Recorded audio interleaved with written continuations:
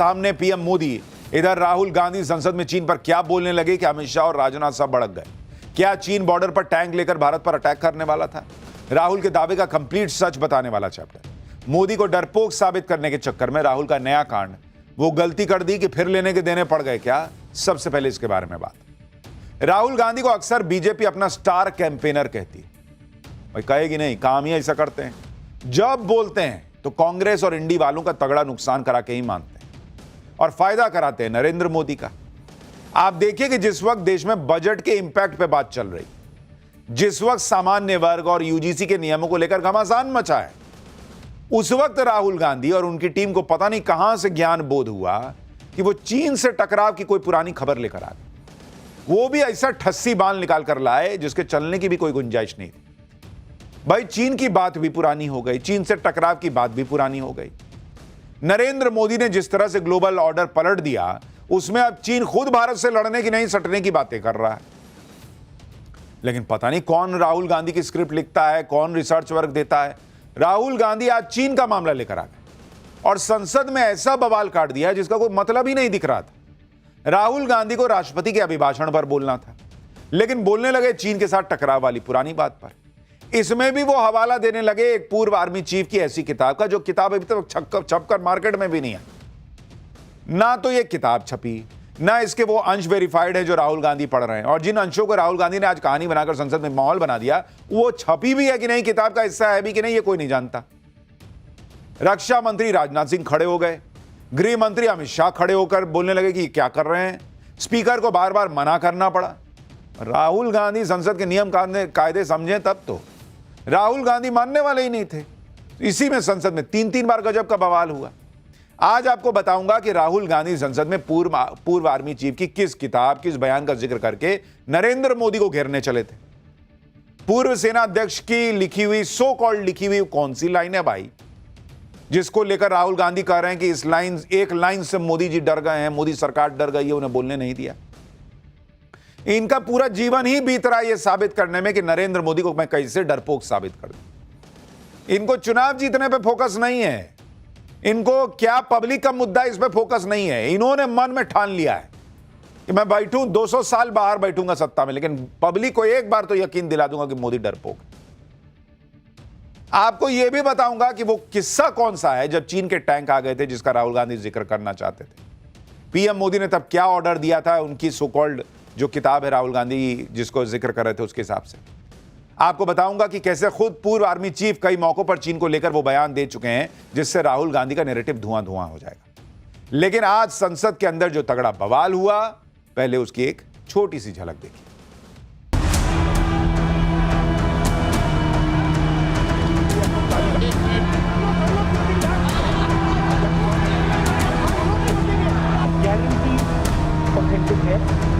इसमें नारावाने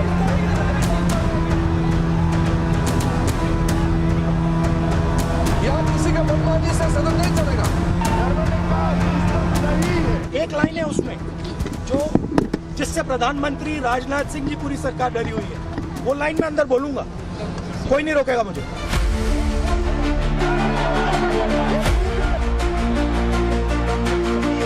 मीडिया के सामने जो लोग हैं वो कुछ भी बोल सकते हैं, लेकिन जब तक इन लोगों को ग्राउंड सिचुएशन का मालूम नहीं होगा, और फिर से मैं कहूँगा कि आप इतिहास पढ़ें।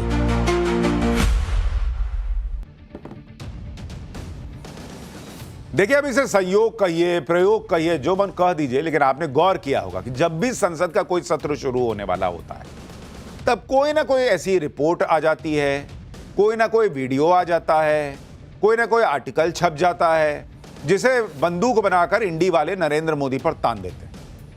एकदम संसद सत्र शुरू होने वाला रहेगा, उसके कुछ घंटे, कुछ दिन पहले ऐसा हो। कभी वो हिंडनबर्ग की रिपोर्ट रातों रात आ जाएगी, कभी कुछ ना कुछ होगा, और उसके बाद राहुल गांधी और पूरा इंडिया अलायंस बवाल काट देगा संसद। लेकिन इंडी वालों का बैड लक ही इतना खराब है कि हर बार जो बंदूक निकालते हैं उससे गोली ही नहीं निकलती, इनको मुंह से ठाए ठाए करना पड़ जाता है।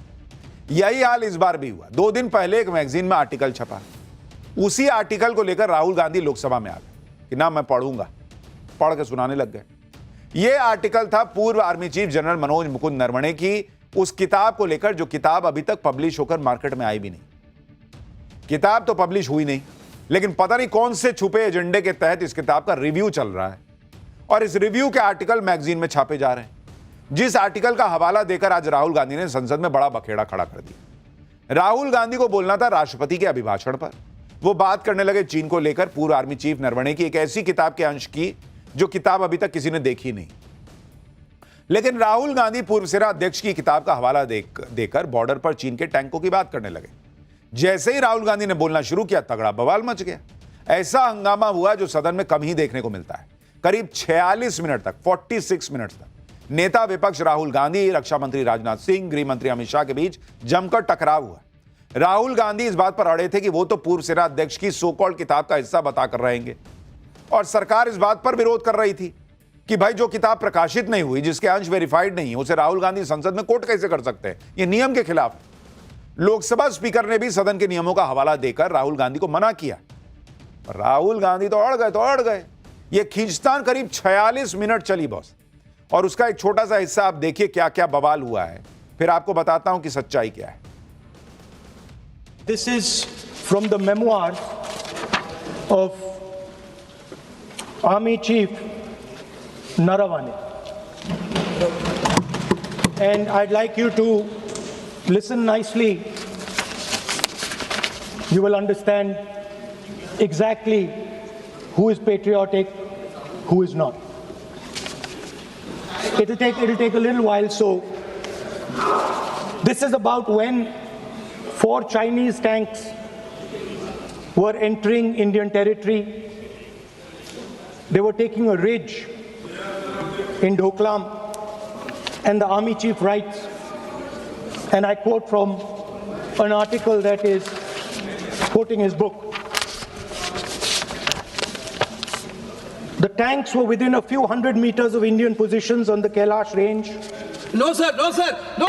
क्या वह पुस्तक प्रकाशित हुई है जिसमें यह सब सारी बातें उन्होंने लिखी हैं? यदि प्रकाशित हुई है तब तो आप उसका उल्लेख करिए, नहीं प्रकाशित हुई है तो उल्लेख करने का कोई औचित्य नहीं है। So this is 100% authentic.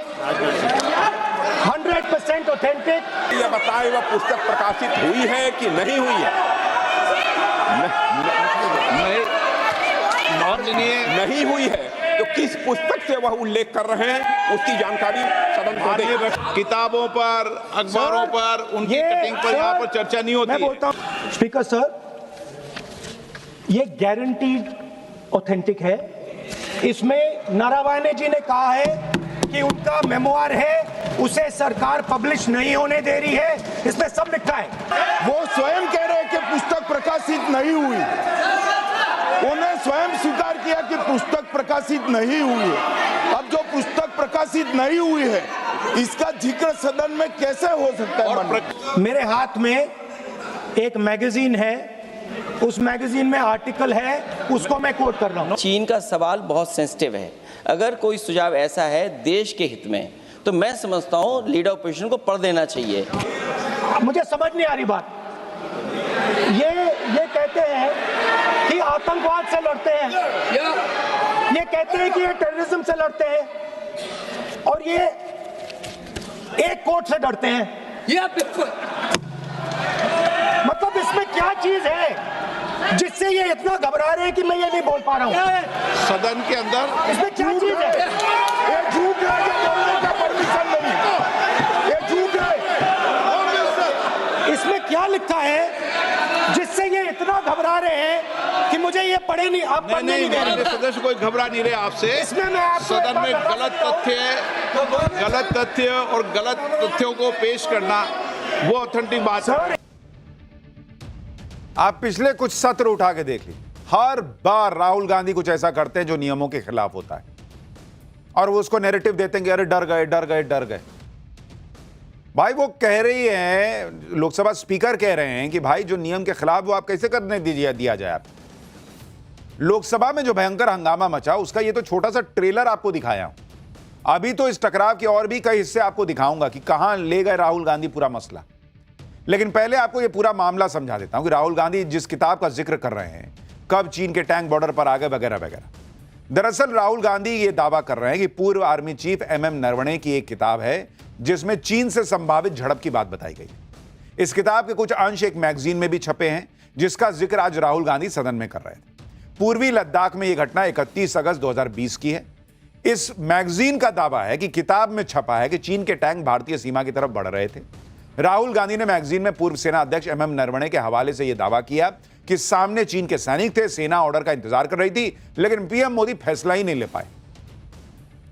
अब वैसे तो यह बात 2020 की है, हम चल रहे हैं 2026 में।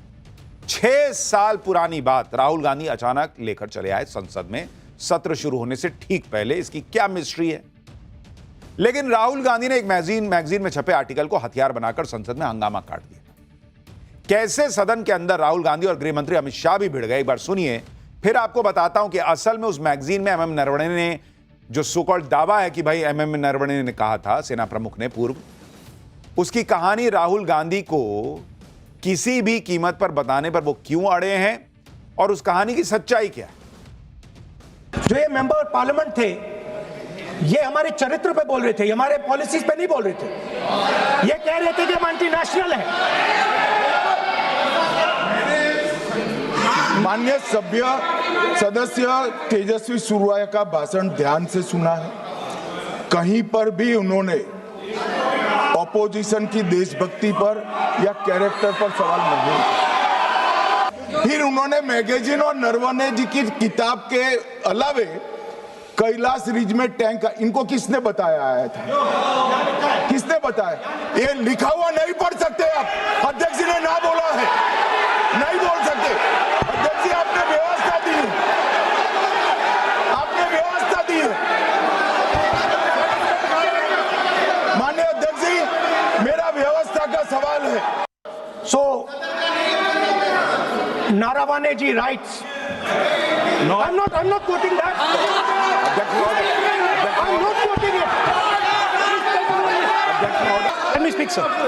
देखिए माननीय प्रतिपक्ष के सर, नेता, आप बोलने नहीं दे रहे। नहीं, ये मत आरोप लगाइए। स्पीकर सर, आप चाहते हैं कि मैं इस किताब को, इस मैगजीन को कोट ना करूं, बिल्कुल। तो फिर मैं डिस्क्राइब तो कर सकता हूं। Sir, there was a border, on the border there was forces of some country that were entering that border. 4 tanks were entering the Kailash Ridge. The आप बोलना Chief नहीं of Army चाहते माननीय Staff- सदस्य, प्लीज। अब तो मैं कोई बोल ही नहीं रहा हूं। स्पीकर सर, आप एक काम करिए, आप मुझे बता दीजिए क्या कहना है मुझे। मुझे अच्छा, एक मिनट बैठे हैं आप। मैं आपका सलाहकार नहीं हूं, लेकिन एज ए स्पीकर के नाते मेरा ये दायित्व बनता है कि सदन नियम प्रक्रियाओं से चले। मैंने कहा कि मैं किताब को नहीं कोट कर रहा हूं, मैं अब मैगजीन को कोट कर रहा हूं। उसके बाद आपने कहा कि मैं मैगजीन को कोट नहीं कर सकता हूं। उसके बाद मैंने कहा ठीक है, मैं चाइना और हिंदुस्तान के बीच में जो रिश्ता है, जो लड़ाई है, उसके बारे में कुछ बोलना चाहता हूं। आपने मुझे बोला कि आप नहीं बोल सकते हैं, नियम है। आप मुझे बताइए, हिंदुस्तान और चाइना की रिलेशनशिप पर ना बोलना कौन सा नियम है? अब आपको भी लग रहा होगा राहुल गांधी इतना लोड लिए हुए हैं कि मैं तो वो लाइन पढ़ूंगा ही, तो जरूर कुछ तूफानी होगा। अभी आपको बताऊंगा कि इनका तूफान क्या है, और आप भी माथा पीट लेंगे कि बाप रे, इसके लिए इतना बवाल काटे हैं। जब राहुल गांधी को सदन में बोलने नहीं दिया गया तो बाहर पूरी कांग्रेस पार्टी ने हल्ला काट दिया। कांग्रेस पार्टी अपने सोशल मीडिया अकाउंट से इस तरह के पोस्ट करने लगी। बहादुर सेना का कायर प्रधानमंत्री। मैंने बोला ना, इनका एक ही फोकस है, कैसे नरेंद्र सरेंडर, नरेंद्र मोदी कमजोर। ये इनको किसी तरीके से ये घिसा पिटा वही टेप रिकॉर्डर चल रहा है। पब्लिक सुन नहीं रही है, लेकिन वही बजा रहे हैं। कांग्रेस ने अपने सोशल मीडिया अकाउंट पर मैगजीन का आर्टिकल शेयर किया, तो जो कथित तौर पर एमएम नरवणे के बयान के आधार पर लिखा गया। इसी को लेकर राहुल गांधी और पूरी कांग्रेस ये माहौल बना रही है कि अगर एमएम नरवणे का पूरा बयान सामने आ गया तो पीएम मोदी, राजनाथ सिंह एक्सपोज हो जाएंगे। इसलिए वो राहुल गांधी को संसद में बोलने नहीं दे रहे। लेकिन राहुल गांधी भी अड़े हुए हैं। वो कह रहे हैं कि बात सिर्फ एक लाइन की है, जिससे पीएम मोदी डर रहे हैं, और वो लाइन वो सदन में बोल के रहेंगे। यानी नेता विपक्ष राहुल गांधी कल सदन में फिर इस बात को उठा सकते हैं। सुनिए राहुल गांधी ने क्या कहा है, फिर आपको बताऊंगा कि वो लाइन कौन सी है जिसका जिक्र राहुल गांधी करने के लिए उतावले हैं और दावा कर रहे हैं कि एक लाइन से पीएम मोदी डर जाएंगे। मैं ये कह रहा हूं कि नरवणे जी ने प्रधानमंत्री जी के बारे में, राजनाथ सिंह जी के बारे में अपनी किताब में साफ लिखा है। वो एक आर्टिकल में आया है, मैं आर्टिकल को कोट कर रहा हूं, मुझे बोलने नहीं दे रहे हैं। मैं नहीं बोल रहा हूं, नरवणे जी ने ये किताब लिखी है। वो डरे हुए हैं क्योंकि अगर वो निकला तो नरेंद्र मोदी और राजनाथ सिंह की जो रियलिटी है वो लोगों को पता लग जाएगी कि जब चाइना हमारे सामने खड़ा था, आगे आ रहा था, 56 इंच की छाती को क्या हुआ था उस लाइन में है पूरा। डर एक लाइन का है, सिर्फ एक लाइन का डर है, एक लाइन है उसमें जो जिससे प्रधानमंत्री राजनाथ सिंह जी पूरी सरकार डरी हुई है। वो लाइन में अंदर बोलूंगा, कोई नहीं रोकेगा मुझे। भाई राहुल गांधी बोले ना बोले, लेकिन उन्होंने ट्वीट तो कर ही दिया है, तो वो क्या बोलना चाह रहे हैं मैं ही आपको विस्तार से बता देता हूं कि पूर्व सेना अध्यक्ष ने क्या कहा, जो बात राहुल गांधी संसद में बताना चाह रहे हैं और दावा कर रहे हैं कि अगर वो बात सामने आ गई तो पीएम मोदी हिल जाएंगे। ये तो वैसे कई बार भूकंप ला चुके हैं जिससे कुछ नहीं हिलता, लेकिन खैर ठीक है। दरअसल पूर्व सेना अध्यक्ष MM नरवणे, जो दिसंबर 2019 से अप्रैल 2022 के बीच देश के सेना प्रमुख रहे, उनकी एक अनपब्लिश्ड किताब है 4 स्टार्स ऑफ डेस्टिनी। उसी किताब का एक अंश एक मैगजीन ने छापा कहकर कि हां ये उस किताब में। शीर्षक था नरवणेज मोमेंट ऑफ ट्रूथ।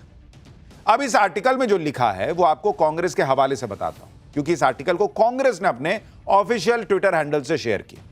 इस आर्टिकल में 31 अगस्त 2020 की कहानी बताई गई, जब चीन के टैंक भारतीय सीमा की तरफ बढ़ रहे थे। यह दावा है आर्टिकल में। आर्टिकल में कहा गया है कि लेफ्टिनेंट जनरल योगेश जोशी, जो भारतीय सेना के नदन कमांड के चीफ हैं, उन्हें 31 अगस्त को रात 8:15 पर एक कॉल आया। उन्हें जानकारी दी गई कि चीन के 4 टैंक और सेना की एक टुकड़ी पूर्वी लद्दाख में रेचिन ला की ओर एक खड़ी पहाड़ी पर आगे बढ़ रहे हैं। यह टैंक भारत की Kailash range strategic high ground से सिर्फ कुछ मीटर की दूरी पर थे। भारतीय सेना की तरफ से फायरिंग कर चीन को वार्निंग भी दी गई, लेकिन चीन के सैनिक आगे बढ़ते गए।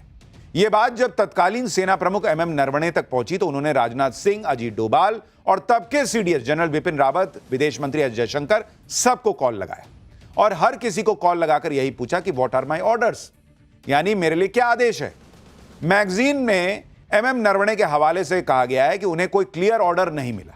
जब चीन के टैंक और पास आ गए और रेचिन ला से 1 किलोमीटर की से भी कम दूरी पर थे, तब करीब 9:25 पर MM नरवणे ने रक्षा मंत्री राजनाथ सिंह को फिर कॉल किया और क्लियर डायरेक्शंस के बारे में पूछा, लेकिन कोई निर्देश नहीं मिला, यह मैगजीन कहती है। इस बीच चीन की सेना के कमांडर मेजर जनरल लियू लिन की तरफ से हालात को कूल डाउन करने का मैसेज आया और कहा गया कि दोनों सेनाएं सुबह इस पर बातचीत करेंगी। हालांकि कुछ देर बाद फिर यह बात चली कि चीन के टैंक नहीं रुक रहे और वो कुछ ही मीटर की दूरी पर है। मैगजीन में MM नरवणे के हवाले से कहा गया कि इस वक्त उनके लिए हालात मुश्किल भरे थे। एक तरफ उनकी सेना के कमांडर थे जो ओपन फायर के लिए तैयार थे और दूसरी तरफ सरकार की कमेटी थी जो अभी तक क्लियर कट ऑर्डर नहीं दे रही थी। इसी बीच पूर्व सेना प्रमुख ने रक्षा मंत्री को फिर से कॉल लगाया, जिस पर रक्षा मंत्री ने उन्हें कॉल बैक करने का भरोसा दिया। इसके बाद 10:30 पर रक्षा मंत्री ने MM नरवणे को कॉल किया। रक्षा मंत्री ने बताया कि उन्होंने पीएम मोदी से बात की है और प्रधानमंत्री का एक ही लाइन में निर्देश है कि जो उचित लगता है वो कर दो। अब इसमें पहली बात तो यह है कि जो जनरल नरवणे की किताब के अंश मैगजीन के आर्टिकल में छापे गए वो वेरीफाइड हैं नहीं है, इस पर तो पहला सवाल है, क्योंकि जनरल नरवणे खुद बता सकते हैं कि भाई ये अंश वाकई उनकी किताब में है या नहीं, क्योंकि किताब तो छप के आई नहीं। अब थोड़ी देर के लिए मान लीजिए कि सही, अगर मान भी लें कि जनरल नरवणे की किताब के हवाले से जो अंश इस आर्टिकल में छापे गए, जिन्हें राहुल गांधी आज संसद में सुनाना चाह रहे थे और मैंने अभी आपको पढ़ के सुना दिया, अगर मान भी लेंगे ये बात सही है, तो इससे नरेंद्र मोदी को कैसे राहुल गांधी घेर पाएंगे भाई? क्योंकि इसमें तो साफ लिखा है कि पीएम मोदी ने एक लाइन में कह दिया था रक्षा मंत्री को कि जो उचित लगता है कर दीजिए। मतलब पीएम ने सेना को खुली छूट दी थी कि चाइना है या होनोलुलु है फर्क नहीं पड़ता, तुमको जो करना है कर दो।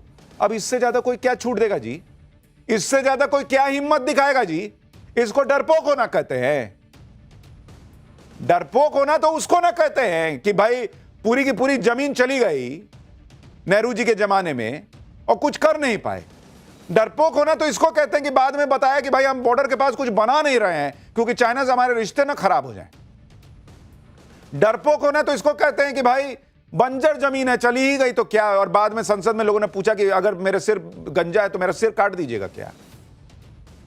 यहां एक प्रधानमंत्री कह रहे हैं कि चाइना है तो कोई बात नहीं, जो करना है करो। राहुल गांधी की टीम कारी इससे मोदी डरपोक साबित हो जाएंगे। बोलिए बोलिए बोलिए, 46 मिनट इसी पे बवाल काटे हैं। सोचिए, मैंने कहा था ना आपको, आप माथा पीट लेंगे सोच के कि इस चीज पे इतना बवाल हुआ है। आप सोचिए, जब प्रधानमंत्री को अब नरवणे के भाई अगर मान रहे हैं कि ये पूरी घटनाक्रम ठीक है, नरवणे के फोन से लेकर रक्षा मंत्री का जवाब आने तक कि जो करना है करो, खुली छूट है। उस बीच में रक्षा मंत्री पीएम से उनकी कब बात हुई, नहीं हुई, पीएम कहां थे, नहीं थे, संपर्क हो रहा था, नहीं हो रहा था, कोई मीटिंग हुई, क्या हुई, कुछ नहीं पता है राहुल गांधी को। और आप सोचिए, पीएम ने तब खुली छूट दी जब चीन के टैंक सामने से आ रहे थे। उस वक्त प्रधानमंत्री का यह कहना कि जो उचित लगे वो करो, यह तो क्लियर कट सेना को फ्री हैंड देना है। नरेंद्र मोदी ने ऐसी बात कहकर बता दिया कि जैसा भी एक्शन सेना को ठीक लगता है करो, हम खड़े, हम पीछे से देख लेंगे, चाहे उसका मतलब युद्ध ही क्यों ना हो। लेकिन राहुल गांधी को किसी ने कह दिया कि अगर ये बोलिएगा ना तो पीएम मोदी फैसला नहीं ले पाई, ये साबित हो जाएगा। पीएम मोदी ने सारी बात सेना प्रमुख पर डाल दिया। अरे तो सेना प्रमुख पे ही ना डालेंगे, मोदी जाएंगे लड़ने। सुनिए राहुल गांधी क्या कह रहे हैं। मैं पार्लियामेंट हाउस में बोलना चाहता हूं, पता नहीं इतने क्यों डरे हुए हैं। Whether the land was taken और not, that's a different question, we'll come to that. But before we come to that, the leader of the country is supposed to give direction. The leader of the country is not supposed to run away from decisions and leave decisions onto other people's shoulders. That is what the Prime Minister has done. यानी राहुल गांधी के हिसाब से नरेंद्र मोदी को यहां से video call कर लेना चाहिए था और वहां पे जो सैनिक थे उनको बताना चाहिए था कि एक काम करो, अब दाहिने फायरिंग करो, अब बाएं फायरिंग करो, एक काम करो, अब झुक जाओ। ऐसे काम चलता है बॉस। इसीलिए आप विपक्ष में बैठे हैं, आपको पता ही नहीं है प्रधानमंत्री को क्या करना होता है, जबकि इतने साल इनके परिवार के लोग उस कुर्सी पे बैठे हैं। आप ये भी देखिए कि पीएम मोदी ने किन हालात में भारतीय सेना को खुली छूट दी। आप उस वक्त के हालात याद कीजिए। उस वक्त कोविड का दौर चल रहा था, महामारी के दौर में युद्ध का रिस्क लेना पीएम मोदी इसके लिए भी तैयार थे। पीएम मोदी ने इंटरनल पॉलिटिक्स की चिंता नहीं की और 2.5 महीने पहले ही गलवान की झड़प हो चुकी थी। झड़प में भारत के 20 सैनिक शहीद हुए थे, चीन ने अपने 45 सैनिक गंवा दिए थे। नरेंद्र मोदी ने यह भी नहीं सोचा कि अगर मैंने कह दिया है कि जो करना है उचित लगता है करो, और सेना प्रमुख ने युद्ध की तरफ आगे बढ़ गए, कोविड का काल चल रहा है, कैसे सेना मूव करेगी, क्या होगा, नहीं, उन्होंने भरोसा किया सेना पे, सेना प्रमुख पे कि जो तो आपको ठीक लगता है आप कीजिए। इन सबके बावजूद पीएम मोदी बैकफुट पर नहीं आए, सेना को खुली छूट। लेकिन राहुल गांधी इसे खुली छूट नहीं मान रहे, कह रहे हैं कि पीएम मोदी तो जिम्मेदारी से भाग रहे हैं, जबकि यही राहुल गांधी ऑपरेशन सिंदूर को लेकर यह कह रहे थे कि पीएम मोदी ने सेना के हाथ बांध दिए। इनका हिसाब ही समझ में नहीं आ रहा है कि नरेंद्र मोदी को हर वक्त इंस्ट्रक्शन देना है या इंस्ट्रक्शन नहीं देना है। आप सुनिए राहुल गांधी का 2 विरोधाभासी बयान। मैं पार्लियामेंट हाउस में बोलना चाहता हूं, पता नहीं इतने क्यों डरे हुए हैं। द लैंड वाज टेकन और not, that's a different question, we'll come to that. But before we come to that, the leader of the country is supposed to give direction. The leader of the country is not supposed to run away from decisions and leave decisions onto other people's shoulders. That is what the Prime Minister has done. You went into Pakistan, you attacked Pakistan, and you told our pilots, do not attack their air defense system. Meaning you told our pilots, go and attack and face the air defense system of Pakistan. Meaning you tied their hands behind their back. देखिए, कांग्रेस ये दिखाने की कोशिश कर रही है कि जैसे पीएम मोदी ने सेना का साथ नहीं दिया, लेकिन उनके बयान से साफ स्पष्ट है कि उन्होंने खुली छूट दी और उसका असर क्या हुआ ये भी आप देख लीजिए। कांग्रेस ने जो मैगजीन के 39 पन्नों की पीडीएफ फाइल शेयर की है, उसमें साफ साफ बताया गया कि कैसे भारत ने चीन को बैकफुट पर ला दिया। एमएम नरवणे के ऑर्डर पर टैंक तैनात कर दिए गए। टैंक ऐसी जगह तैनात किए गए जिससे चीन को साफ साफ पता चले कि अगर वो कोई भी एक्शन करते हैं तो उनकी तैनाती वाली जगहों पर सीधा हमला किया जाएगा। चीन की तरफ से लाइटर टैंक्स लगाए गए थे और भारत की तरफ से मीडियम टैंक्स लगाए गए थे, जिससे भारतीय सेना को चीन पर बढ़त मिल गई। एमएम नरवणे के हवाले से कहा गया कि जो चीन के टैंक्स आगे बढ़ रहे थे वो रुक गए। ये पूरा खेल एक पैंतरा था जिसमें चीन ने पहले हार मान ली। यानी पीएम मोदी की खुली छूट और सेना की ताकत ने चीन को पस्त कर दिया। ऑपरेशन सिंदूर के दौरान भी सेना यही बात कह चुकी है कि उन्हें पॉलिटिकल नेतृत्व की तरफ से खुली छूट मिली हुई थी, और जब फ्री हैंड मिलता है तो क्या होता है, यह बात पाकिस्तान के तबाह हुए एयरबेस बता चुके हैं। राहुल गांधी पहले डोनाल्ड ट्रंप और टैरिफ के बहाने, फिर नरेंद्र सरेंडर और डेड इकोनॉमी जैसे शब्दों से पीएम मोदी को फंसाने का प्रयास कर रहे थे, लेकिन जब देखा कि पीएम मोदी ने तो मदर ऑफ ऑल डील कर के डंका बजा दिया, तो राहुल गांधी चीन का मुद्दा ले आए। लेकिन इसी में राहुल गांधी फंस गए, क्योंकि पूर्व सेना प्रमुख एमएम नरवणे की किताब में असल में क्या छपा है, ये वही बता सकते हैं। जैसे अब तक चीन के मुद्दे पर राहुल गांधी यही माहौल बनाते थे कि पीएम मोदी के राज में चीन ने भारत की जमीन हथिया ली, लेकिन एमएम नरवणे कई मौकों पर राहुल गांधी के इस दावे को खारिज कर चुके हैं और साफ कह चुके हैं कि not an inch of territory was lost, यानी मौजूदा झड़प में चीन से कोई जमीन भारत ने नहीं गंवाई। इसी मुद्दे को लेकर पिछले साल राहुल गांधी को सुप्रीम कोर्ट भी फटकार लगा चुका है, पूछ चुका है कि आपको कैसे पता चला कि चीन ने भारत की 2000 वर्ग किलोमीटर जमीन पर कब्जा कर लिया है? विश्वसनीय जानकारी क्या है? अगर आप सच्चे भारतीय होते तो ऐसा नहीं कहते। लेकिन राहुल गांधी तो राहुल गांधी है, उन्होंने ठान लिया कि मेरे जीवन का लक्ष्य है कि मैं नरेंद्र मोदी डरपोक है साबित कर दूंगा। बस पार्टी हारे पार्टी जीते, क्या फर्क पड़ता है? बजट आया है, मुझे नहीं फर्क पड़ता, मैं तो चीन पे बात करूंगा, 6 साल पुरानी घटना पे। जब सुप्रीम कोर्ट से फटकार पड़ गई तो अब राहुल गांधी जमीन हथियाने की बात नहीं कर रहे हैं, अब वो नए तरीके से पीएम मोदी को घेरने चले। आप सुनिए, पिछले साल मार्च में मैंने पूर्व सेना प्रमुख एमएम नरवणे का एक पॉडकास्ट किया था, और खुद सेना प्रमुख ने, किताब तो छपी नहीं, किताब तो किसी ने देखी नहीं सुनी नहीं, लेकिन मेरे पॉडकास्ट पे खुद सेना प्रमुख एमएम नरवणे ने राहुल गांधी के दावों की कैसे धज्जियां उड़ाई थी। आप सुनिए, वो तो सामने बैठ के बोल रहे हैं, किताब तो पता नहीं कहां है। आज भी एक कंट्रोवर्सी नहीं खत्म हुई, वो ये कि चाइना ने भारत की जमीन पे कब्जा किया हुआ है, और राहुल गांधी से लेकर सुब्रमण्यम स्वामी तक सब ये दावा करते हैं कि भाई चीन ने भारत की जमीन हथिया ली है। क्या ऐसा हुआ है? चीन भारत की जमीन कब्जाए बैठा है? ये सभी जैसे आप कह रहे मीडिया रिपोर्ट्स है, और मीडिया के सामने जो लोग हैं वो कुछ भी बोल सकते हैं, लेकिन जब तक इन लोगों को ग्राउंड सिचुएशन का मालूम नहीं होगा, और फिर से मैं कहूँगा कि आप इतिहास पढ़ें। उसके बाद ये सेंटिमेंट था सर कि थोड़ा तगड़ा जवाब दिया जाए इनको। जवाब तो हमने दिया जब हमने वो काउंटर एक्शन किया, कैलाश रेंज ऑक्यूपाई किया, लेकिन मेरे ख्याल से जो पहला एक्शन हुआ है और जिनमें उनको भी नुकसान पहुंचा है, उसके बाद उनको भी पता चल गया था कि ये जो उनकी स्ट्रैटेजी है ये इतने अभी आगे चलेगी नहीं, तो उन्होंने भी फिर ठंडे पड़ गए थोड़े एक किस्म से। और अगर देखो तो उसके बाद एक और किस्सा हुआ था दिसंबर 22 में ईस्टर्न सेक्टर में, लेकिन उसके बाद जहाँ तक मुझे मालूम है सारे इन इलाकों में जो प्रोटोकॉल है अभी फिर से अब अपनाए जा रहे हैं, फॉलो किए जा रहे हैं। सेना प्रमुख खुद बता रहे हैं, जिन एमएम नरवणे के हवाले से राहुल गांधी मामला बनाना चाह रहे हैं, वो खुद कह रहे हैं भाई कोई जमीन नहीं गई भारत की और हमने चाइना को ठंडा कर दिया। तो बिना पॉलिटिकल नेतृत्व के फ्रीडम मिले या उनकी बैकिंग के सेना ने ठंडा कर दिया। भाई सेना को कहा गया ना कि भाई आपको जो करना कीजिए, उन्होंने ठंडा कर दिया। हमारे सेना का शौर्य है। अब आप सोचिए ऐसा ठंडा मामला राहुल गांधी गर्म करके बेचना चाह रहे। मतलब जब ठंड में सारी दुनिया कॉफी और चाय की दुकान ढूंढती है, राहुल गांधी जो है वो आइसक्रीम का ठेला लगाने निकले हैं कि नहीं भाई हम तो आइसक्रीम खिलाएंगे आपको। फिर कहेंगे कि अरे आइसक्रीम कोई खरीदता क्यों नहीं? अरे भाई कोई कैसे खरीदेगा, ठंडा है, लोग कॉफी पीना चाह रहे हैं। आप पब्लिक सेंटिमेंट ही नहीं समझ रहे। खैर ये तो उदाहरण से समझा रहा था, सच में थोड़ी आइसक्रीम बेच रहे हैं। लेकिन पाठशाला में अब अगला चैप्टर। बंगाल में मोदी के लिए लोगों ने ऐसा क्या किया कि ममता दंदनाती दिल्ली पहुंच गई और गदर क्यों काट दिया?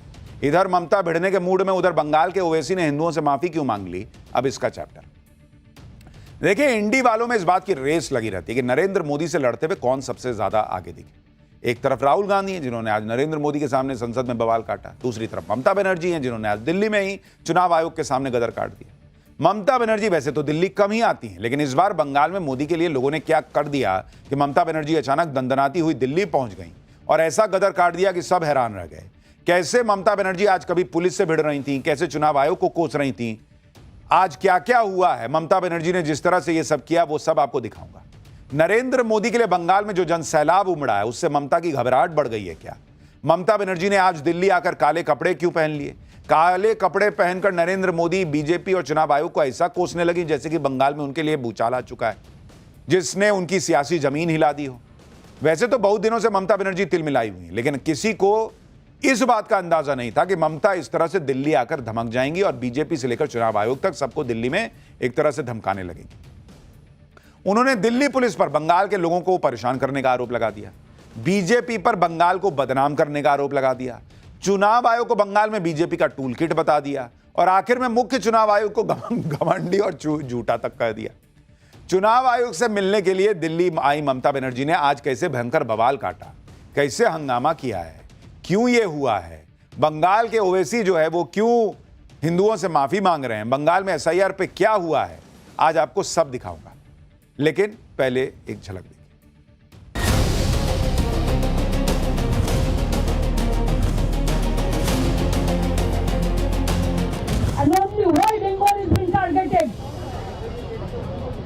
लोकतंत्र में इलेक्शन होता है, डेमोक्रेसी का फेस्टिवल, और आपने क्या किया? पहले 58 लाख लोगों को मौत दिया, निकाल दिया। ये लोग क्या रास्ता पे रुकेगा, सड़क पे रुकेगा? यही तो आपको घर में लोग जायगा दीजिए, हम भेज देता है।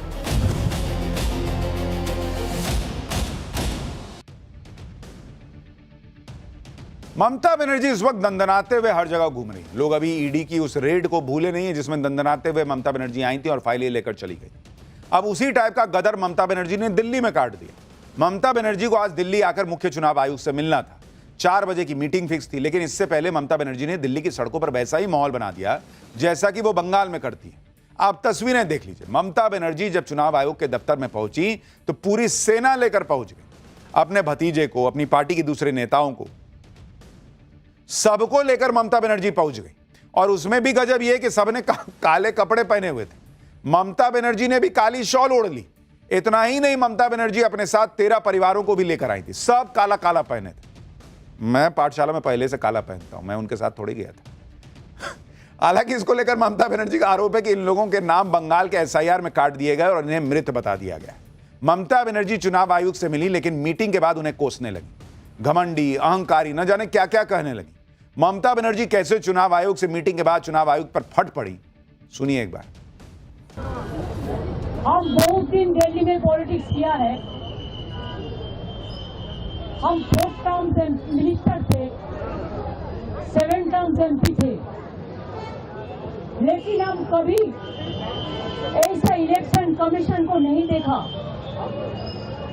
जिन्होंने इतना एरोगेंट है, ग्रेट लायर है।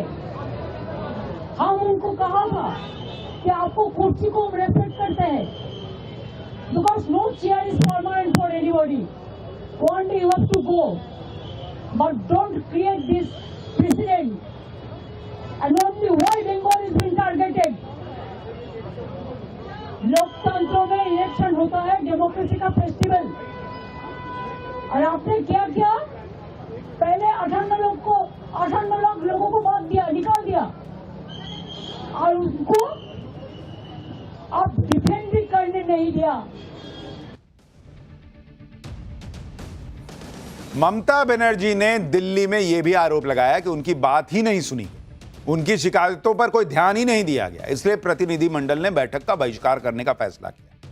लेकिन चुनाव आयोग ने ममता बनर्जी के आरोपों को सिरे से खारिज कर दिया। चुनाव आयोग के सूत्रों के मुताबिक मुख्य चुनाव आयुक्त धैर्यपूर्वक सभी सवाल सुन रहे थे, लेकिन ममता बनर्जी कथित तौर पर गुस्से में आ गई। मेज पर उन्होंने हाथ मारा और बिना जवाब सुने बैठक छोड़कर चली गई। सूत्रों का कहना है कि ममता बनर्जी ने सीईसी को जवाब देने का मौका ही नहीं दिया। ममता बनर्जी बैठक छोड़कर निकल आई। उन्होंने बीएलओ और नाम कटने जैसे मुद्दे उठाए। उसका जवाब इलेक्शन कमीशन ने दिया है। मुख्य चुनाव आयुक्त ने कहा है कि टीएमसी विधायक खुलेआम आयोग के साथ गुंडागर्दी कर रहे हैं, गाली गलौज कर रहे हैं। जो अधिकारी इलेक्शन का काम समय पर पूरा नहीं कर रहे हैं उनके खिलाफ एफआईआर तक नहीं कर रहे हैं। ईसीआई से सलाह किए बिना 3 इलेक्टोरल रोल ऑब्जर्वर का ट्रांसफर कर दिया है। यानी चुनाव आयोग ने पूरे ड्रामे की पोल खोलकर रख दी, क्योंकि ममता बनर्जी तो यह हंगामा करने आई थी कि चुनाव आयोग सही से काम नहीं कर रहा है। उल्टे चुनाव आयोग ने बता दिया कि ममता बनर्जी के लोग क्या क्या कर रहे हैं, चुनाव आयोग को काम ही नहीं करने दे रहे हैं। लेकिन ममता बनर्जी की पॉलिटिक्स जिस तरह से इस वक्त बंगाल में फंसी है, उसमें उनके सामने इसी तरह के हंगामे और ड्रामे का ऑप्शन शायद रह गया है। ममता बनर्जी दिल्ली आई थी तो हंगामे की पूरी तैयारी करके आई थी। आप देखिए कि दिल्ली आने से पहले ही चुनाव आयोग से मिलने का समय मांगा था, लेकिन यहां पर ममता बनर्जी अपने साथ पश्चिम बंगाल से 100 लोगों को लेकर आई, जिनके नाम एसआईआर में काट दिए गए। ममता बनर्जी का आरोप है कि इसमें से 50 लोगों को मृत दिखाकर नाम काटा गया है, जबकि 50 परिवार ऐसे हैं जिनके परिवार में एसआईआर के चलते किसी की मौत हो गई। ममता बनर्जी के साथ आए परिवार को बंग भवन में रुकवाया गया, लेकिन ममता बनर्जी ने आरोप लगाया कि दिल्ली पुलिस बंगाल से आए लोगों को प्रताड़ित कर रही है, जिसके बाद वो मीडिया के कैमरों के साथ बंग भवन पहुंची। इस दौरान ममता बनर्जी ने बंग भवन के बाहर सुरक्षा में तैनात दिल्ली पुलिस के जवानों से बहस भी की। ममता बनर्जी ने क्या कहा, वहां क्या हुआ, आप देखिए। दिल्ली की सड़क पे गजब गजब हुआ है भाई। क्यों, क्या हुआ आप लोगों ने क्या करना है इधर में? दिल्ली पुलिस से क्यों आप लोग थ्रेट कर रहा है? क्या की रहा है? अब इधर में रुको, अब तो इधर में तो भाग क्यों रहा है? देखिए भाई, हम नमस्ते करके कहते हैं, आप लोगों को जैसा भाई बहन है, हमारा भी भाई बहन है। हम कोई एजुकेशन नहीं करने के लिए आया। अगर आप हमको कुछ ऐसा करेंगे बेइज्जत, तो हम भी इज्जत के सब काम लेना चाहता है। लेकिन आप मेहरबानी करके इसको बात सुनते हमारे लोगों को हैरान मत करो। ये लोग क्या रास्ता पे रुकेगा, सड़क पे रुकेगा? नहीं तो आपको घर में लोग जायगा दीजिए, हम भेज देता है। एक ठीक नहीं है। आप जो जगह में लोग रहता है, आप उधर में जाके सब वहां से तंग किया है। मैं देखो घर का कपड़ा पड़ के चलाया। दिल्ली पुलिस भी हैरान होकर देख रही कि क्या हमने कर दिया भाई कि ऐसा डांट पड़ रही है, ऐसी डांट पड़ रही है। दिल्ली पुलिस पर भड़कने के बाद ममता बनर्जी बंग भवन भी पहुंची। यहां उन्होंने उन लोगों से मुलाकात की जो लोग उनके साथ चुनाव आयोग में मिलने के लिए आए हुए। ममता बनर्जी ने सभी को भरोसा दिया कि वो उनके साथ है। जहां जहां गई सब कुछ कैमरे पे रिकॉर्ड होता रहा, सब कुछ दिखता रहा कि भाई ये हुआ। ममता बनर्जी को चुनाव आयोग के दफ्तर जाना था, लेकिन उन्होंने बीच सड़क पर ही माइक थाम लिया और बीजेपी के साथ चुनाव आयोग पर निशाना साधने लगी बीच सड़क पे। देखिए क्या हुआ है। जब दिल्ली में एक्सप्लोजन होता है तो तब दिल्ली पुलिस कहाँ रहता है? हम दिल्ली पुलिस को ब्लेम नहीं करेंगे, हम तो ब्लेम करेंगे उसको जो माथा पे है, उसको। हिमालयन इनकॉम्पिटेंस है, देश को सुरक्षा नहीं दे सकता है, बंगाल को ऊपर टर्चर करते हैं, आम जनता को ऊपर टर्चर करते हैं और एसआईआर का नाम पे सत्यानाश कर रहे हैं। दिल्ली घबरा गया है, इसी के लिए हम आते हैं तो घबरा जाता है। हम 2 साल ज्यादा नहीं आए भाई, ज्यादा आने से तो हम लाखों लेके आ सकते थे। मैं सिंबॉलिक 50 परिवार है जिसको जिंदा है, लेकिन उसको मौत दिखा दिया। और 50 ले आया जिसको एसआईआर में डेथ हो गया है। भाई अगर गलती से डेथ दिखा दिया है या गड़बड़ी है तो रिवीजन में नाम डलवा दीजिए। यहां दिल्ली लाने से क्या होगा? ममता बनर्जी आरोप लगा रही है कि दिल्ली पुलिस बंगाल से आए लोगों को परेशान कर रही है, लेकिन दिल्ली पुलिस के ममता बनर्जी के आरोपों को दिल्ली पुलिस ने खारिज कर दिया।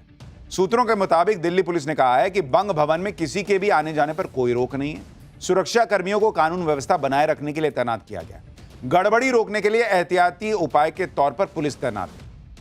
यही बात बीजेपी भी कह रही है कि अगर लोगों को परेशान करने के कोई सबूत हो तो ममता बनर्जी दिखा दें।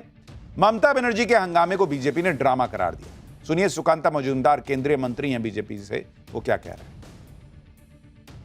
ममता बनर्जी हमेशा ही ड्रामा करती है, ये तो नहीं कोई चीज नहीं है। यहाँ पे आके भी ड्रामा किया। उन्होंने पहले सुबह बोला कि दिल्ली पुलिस बंग भवन के अंदर घुसकर एक लोगों को एक रूम में जाके पूछताछ कर रही थी। तो हमने तो बोला कि आप सीसीटीवी फुटेज निकाल के दिखाओ क्या कर रही थी दिल्ली पुलिस। लेकिन ड्रामे से राजनीति नहीं चलता, देश नहीं चलता। ममता बनर्जी इसको पश्चिम बंगाल समझ रहे हैं। अब आप देखिए कि ममता बनर्जी आई थी मुख्य चुनाव आयुक्त से मिलने, फिर उनके ऊपर आरोप लगाने लगी। 100 परिवारों को बंगाल से दिल्ली लाना और चुनाव आयोग ले जाना, इस सब को बीजेपी इसलिए ड्रामा कह रही है क्योंकि एक तरफ ममता बनर्जी मुख्य चुनाव आयुक्त ज्ञानेश कुमार से शिकायत कर रही है, दूसरी तरफ ज्ञानेश कुमार से भी उनको शिकायत है। ममता बनर्जी ने मुख्य चुनाव आयुक्त ज्ञानेश कुमार के खिलाफ सुप्रीम कोर्ट में याचिका दायर की है। इसके साथ ही एसआईआर प्रक्रिया को लेकर बंगाल के मुख्य निर्वाचन अधिकारी के खिलाफ भी रिट दाखिल की है। एसआईआर को लेकर टीएमसी सांसदों डोला सेन और डेरेक ओब्रायन ने पहले ही सुप्रीम कोर्ट में याचिका लगा रखी है। टीएमसी सांसदों और ममता बनर्जी की याचिकाओं पर 4 फरवरी को सुप्रीम कोर्ट में सुनवाई की भी संभावना है। एसआईआर पर ममता बनर्जी की दाल गलती हुई नहीं दिख रही। उधर बंगाल के ओवैसी कहे जाने वाले हुमायूं कबीर सिरदर्द अलग बन गए। पहले हुमायूं कबीर ने अलग पार्टी बनाकर ममता के मुस्लिम वोट गायब कर दिए। अब हुमायूं कबीर ने ममता बनर्जी को हिंदू विरोधी बता दिया है। बाबरी मस्जिद बनाने वाले हुमायूं कबीर ने हिंदुओं से माफी भी मांग ली और कह दिया कि उन्होंने ममता बनर्जी के कहने पर हिंदुओं के खिलाफ भड़काऊ बयान दिया था। हुमायूं कबीर ने एक रैली के दौरान कहा कि मुख्यमंत्री ममता बनर्जी की बातों को ध्यान में रखते हुए मैंने अपने हिंदू भाइयों की भावनाओं को ठेस पहुंचाई। मैं अपने उस बयान के लिए दिल से माफी मांगता हूं। हुमायूं कबीर जानबूझकर कभी ऐसी कोई बात नहीं कहेगा। 1 मई 2024 को दिए गए बयानों के लिए मुझे खेद है। कई हिंदू लोगों को लगता है कि मैं हिंदुओं से नफरत करता हूं, लेकिन 42 साल के राजनीतिक अनुभव के साथ मैंने कभी ऐसा कुछ नहीं किया।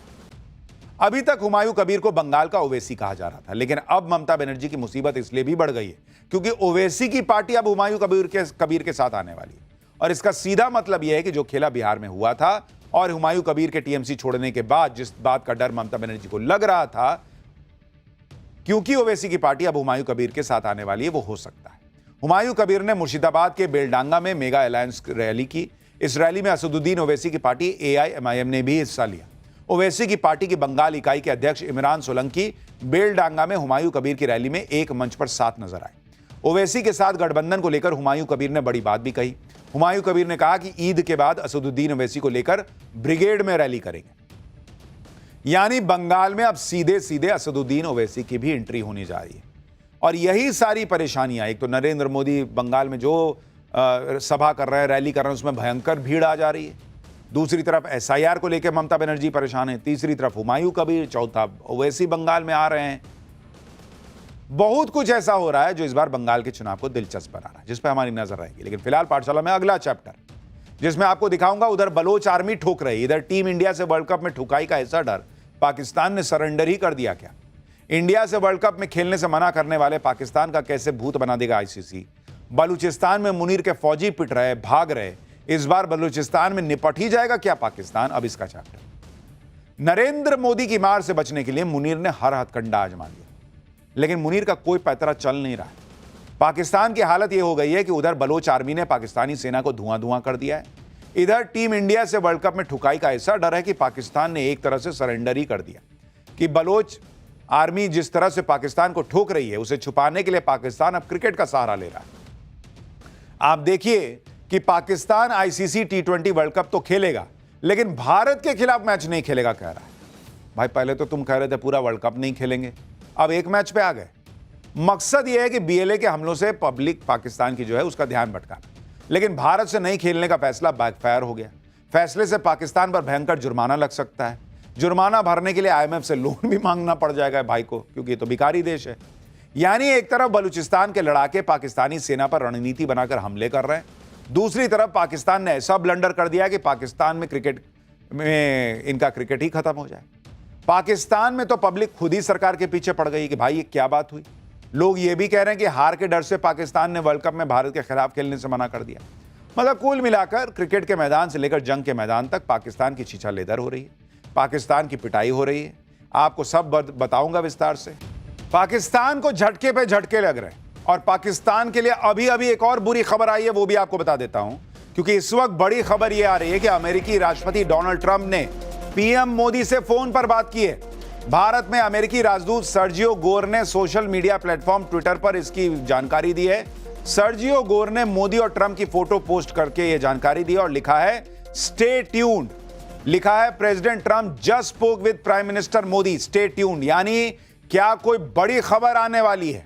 आपको एक बात और बता दूं कि अब से कुछ देर पहले डोनाल्ड ट्रंप ने इंडिया गेट की तस्वीर पोस्ट की थी अपने सोशल मीडिया अकाउंट पर। ट्रंप ने इंडिया गेट की तारीफ करते हुए इसे खूबसूरत बताया था। India's beautiful triumphal arch, ours will be greatest of them all. यानी ट्रंप इंडिया गेट की तारीफ कर रहे हैं। ट्रंप और नरेंद्र मोदी की अभी थोड़ी देर पहले बात हुई है और सर्जियो गोर ये कह रहे हैं कि स्टे ट्यून्ड, यानी कुछ बड़ी खबर आने वाली है। तो तो बेचारे मुनीर ने और शहबाज ने इतने तलवे चाटे डोनाल्ड ट्रंप के, खबर यहां आने वाली है। बताइए भाई, मुनीर तो ट्रंप के ही भरोसे बैठा था, अब ट्रंप ने भी खेल शुरू कर दिया। उधर पाकिस्तानी पब्लिक भयंकर गुस्से में है। शहबाज और मुनीर ने सोचा था कि क्रिकेट में पब्लिक को उलझा देंगे, बलूचिस्तान का हमला पब्लिक भूल जाएगी, लेकिन ये चाल उल्टी पड़ गई। पाकिस्तान ने आईसीसी वर्ल्ड कप में भारत के खिलाफ नहीं खेलने का फैसला किया तो पब्लिक ने इस पर अपनी ही सरकार को घेर दिया। पाकिस्तानी खुद ही कह रहे हैं कि सरकार ने पाकिस्तान में क्रिकेट खत्म करने की सुपारी ले ली है। भारत से नहीं खेलने के पीछे कोई लॉजिकल वजह नहीं है। अगर हिम्मत थी तो सरकार वर्ल्ड कप का बॉयकॉट कर देती। भारत के खिलाफ नहीं खेलने से पाकिस्तान को बहुत नुकसान होगा। आईसीसी अब पाकिस्तान पर कई तरह के प्रतिबंध लगा सकता है, जिससे पाकिस्तान में क्रिकेट कई साल पीछे चला जाएगा। यानी शहबाज और मुनीर ने जो सोचा था उसका उल्टा हो रहा है। पाकिस्तान में लोग अलग भड़क गए, अपनी ही सरकार से जवाब मांग रहे हैं। सुनिए एक बार फिर आपको बताता हूं कि आईसीसी इनका कैसे भूत बना देगा अगर ये नहीं सुधरे तो। भाई पूरा T20 वर्ल्ड कप कैसे बायकॉट करेगा भाई? भिखारी देश है, जो पैसा लेना है वो भी तो लेना है। पाकिस्तान क्रिकेट बोर्ड ने ऐलान तो कर दिया कि वो वर्ल्ड कप में भारत के खिलाफ नहीं खेलेगा, लेकिन अभी तक आईसीसी को ऑफिशियल तौर पर कम्युनिकेट नहीं किया है। लेकिन आईसीसी ने पाकिस्तान को पहले ही चेतावनी दे दी। आईसीसी कह रहा है कि अभी तक पाकिस्तान की तरफ से कोई आधिकारिक संपर्क नहीं साधा गया है। आईसीसी राष्ट्रीय नीतिगत मुद्दों पर सरकारों की भूमिका का सम्मान करता है, लेकिन यह फैसला क्रिकेट टूर्नामेंट की साख और पाकिस्तानी प्रशंसकों के हित में नहीं है। पाकिस्तान को इसके लॉन्ग टर्म गंभीर परिणामों के बारे में सोचना चाहिए। इसका असर ग्लोबल क्रिकेट इकोसिस्टम पर पड़ेगा, जिसका खुद पाकिस्तान एक हिस्सा है और पाकिस्तान इससे लाभ भी उठाता है। यानी आईसीसी ने पाकिस्तान के जवाब का इंतजार भी नहीं किया और पहले ही इशारा कर दिया कि पाकिस्तान को लॉन्ग टर्म नुकसान हो सकता है। भारत के पूर्व क्रिकेटर हरभजन सिंह ने कहा कि पाकिस्तान को बहुत सोच समझ के फैसला लेना चाहिए, क्योंकि ये वो तीर है जो घूम के पाकिस्तान की तरफ ही जाएगा। भारत के खिलाफ वर्ल्ड कप में नहीं खेलने का फैसला पाकिस्तान में क्रिकेट का अंत कर सकता है, क्योंकि ये कोई गली मोहल्ले का क्रिकेट नहीं है। इंटरनेशनल लेवल पर वर्ल्ड कप जैसा टूर्नामेंट जहां कुछ रूल्स रेगुलेशंस होते हैं। अगर पाकिस्तान अपने फैसले पर अड़ा रहता है तो आईसीसी के पास भी एक ऐसा ऑप्शन है जिससे पाकिस्तान क्रिकेट का भूत बन जाएगा। आप देखिए कि आईसीसी से पाकिस्तान को जो रेवेन्यू मिलता है वो रोका जा सकता है। इससे पाकिस्तान क्रिकेट बोर्ड को 320 करोड़ रुपए का नुकसान होगा। भारत पाकिस्तान का मैच नहीं होने से 200-250 करोड़ का नुकसान अलग हो सकता है। आईसीसी पाकिस्तान को यह नुकसान भरने के लिए कह सकता है कि तुम्हारी वजह से मैच नहीं हुआ, भरो इसका पैसा। आईसीसी विदेशी खिलाड़ियों को एनओसी देने पर रोक लगा सकती है। इससे पाकिस्तान के पीएसएल में विदेशी खिलाड़ी खेल नहीं पाएंगे। पीएसएल की मान्यता को भी आईसीसी रद्द कर सकता है। पाकिस्तान को एशिया कप से भी बाहर किया जा सकता है। दूसरे देशों के साथ बायलैटरल सीरीज खेलने पर भी बैन लग सकता है। पाकिस्तान से आईसीसी टूर्नामेंट की मेजबानी भी छीनी जा सकती है। यानी अगर पाकिस्तान अपनी जिद पर अड़ा रहा तो पाकिस्तान में क्रिकेट का दी एंड हो जाएगा भाई। और अगर आईसीसी ने पाकिस्तान पर एक्शन लिया तो पाकिस्तान क्रिकेट खिलाड़ियों में बगावत हो सकती है। जो जुर्माना लगेगा उसे चुकाने के लिए पाकिस्तान को आईएमएफ से और लोन लेना पड़ जाएगा। आईएमएफ कहेगा कौन बात कर लोन जी, तुम क्रिकेट नहीं करोगे, लोन हम देंगे। भारत के खिलाफ नहीं खेलने पर पाकिस्तान पर गजब गजब मीम भी बन रहा है। एक मीम में पाकिस्तानी खिलाड़ियों को भारत के आगे सरेंडर करते दिखाया गया है। इंडियन कैप्टन कुर्सी पर बैठे हैं और पाकिस्तानी खिलाड़ी घुटनों के बल उसके सामने झुके हुए हैं। लिखा है सरेंडर। पाकिस्तान के सरेंडर का एक और मीम देखिए। इसमें दिखाया गया कि 1971 में पाकिस्तानी सेना ने 13 दिन में भारत के सामने सरेंडर कर दिया था। ऑपरेशन सिंदूर में 26 मिनट में पाकिस्तान सरेंडर करके चिल्लाने लगा था और वर्ल्ड कप में तो पाकिस्तान ने बिना खेले ही सरेंडर कर दिया। एक मीम में दिखाया गया कि भारत के खिलाफ न खेलने की असली वजह इंडियन बैटिंग है। इसमें दिखाया गया कि अभिषेक शर्मा ने 9 बार 25 बॉल में हाफ सेंचुरी ठोक दी है, जबकि पूरी पाकिस्तानी टीम सिर्फ 8 बार ऐसा कर पाई है। एक मीम में रजनीकांत को इंडियन बैटर दिखाया गया है जो पाकिस्तान से मैच नहीं होने पर गुस्से में है कि होता तो मजा चखा था। वहीं पाकिस्तानी बॉलर्स भारत से मैच नहीं होने पर राहत की सांस ले रहे हैं कि अब धुलाई नहीं हो। एक मीम में पाकिस्तानी बॉलर शाहीन अफरीदी को नाचते हुए दिखाया गया कि चलो अच्छा हुआ भारत के बल्लेबाज हमारी धुलाई नहीं कर पाएंगे। तो वैसे तो इस देश की इज्जत है नहीं, लेकिन फिर भी पब्लिक बेइज्जत करने का मजा तो ले रही है। अब ये यू टर्न मार दे तो कोई बड़ी बात नहीं, क्योंकि भिखारी है, इसको समझ में आएगा कि मेरा पैसा जाएगा, तुरंत गिर जाएगा। सर अभी खेलता हूँ, चिंता मत कीजिए। तो अभी नाउम्मीद मत होइए, हो सकता है इंडिया पाकिस्तान मैच हो भी जाए। देखिए क्या क्या होता है। For more of such videos, do like, share and subscribe to ET Now Swadesh.